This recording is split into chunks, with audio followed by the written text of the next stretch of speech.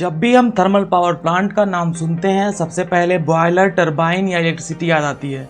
लेकिन एक बहुत इंपॉर्टेंट सिस्टम है जो साइलेंटली काम करता है, that is coal handling plant. और कोल हैंडलिंग में बहुत सी जाइंट मशीन काम करती हैं। उनमें से एक है वैगन ट्रिपलर, जो कि यूज होता है box and type railway wagons के लिए।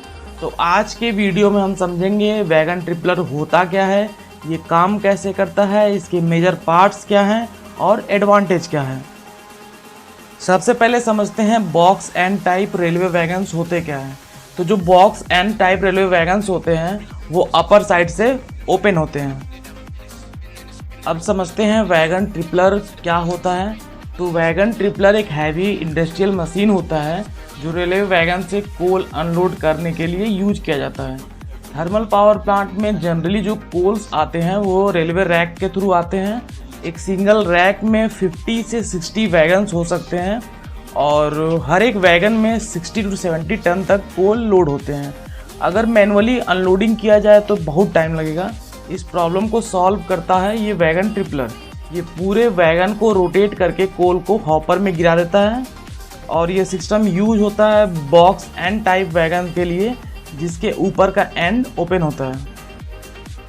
अब बात करें थर्मल पावर प्लांट में इसकी इम्पोर्टेंस की, तो thermal power plant continuously electricity generate करता है। अगर कोल सप्लाई रुक गई तो बॉयलर बंद हो सकता है, इसलिए कोल अनलोडिंग सिस्टम बहुत फास्ट और रिलायबल होना चाहिए।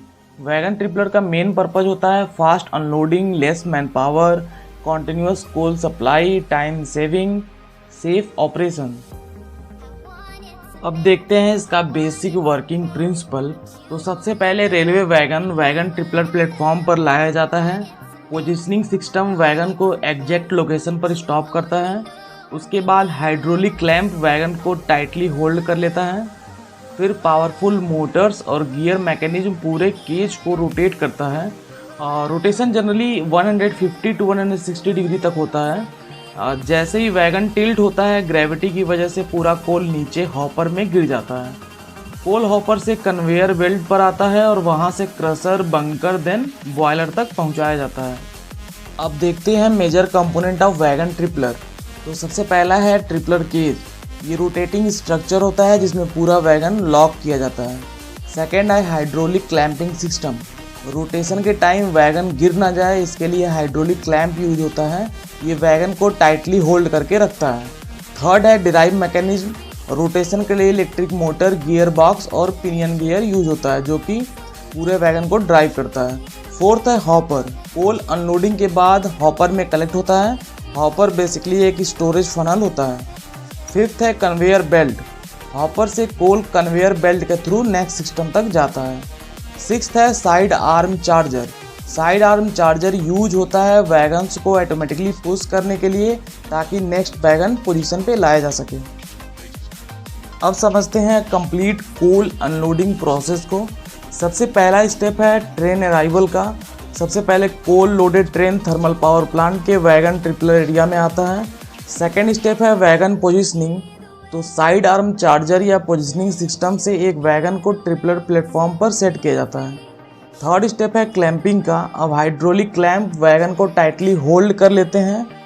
फोर्थ स्टेप है रोटेशन का। इलेक्ट्रिक मोटर और गियर बॉक्स रोटर को रोटेट करते हैं। पूरा वैगन अप्रॉक्सीमेटली 160 डिग्री तक घूमता है। कोल ग्रेविटी की वजह से नीचे हॉपर में गिर जाता है। फिफ्थ स्टेप है रिटर्न पोजीशन। कोल अनलोड होने के बाद रोटर वापस नॉर्मल पोजीशन में आ जाता है। सिक्स्थ स्टेप है नेक्स्ट वैगन। अब नेक्स्ट वैगन को ऑटोमेटिकली ट्रिपलर में पुश कर दिया जाता है। ये प्रोसेस कॉन्टिन्यूसली रिपीट होता रहता है। नेक्स्ट वीडियो में हम देखेंगे ट्रैक हॉपर कैसे काम करता है। So hope you like this video. Please do like. Thank you.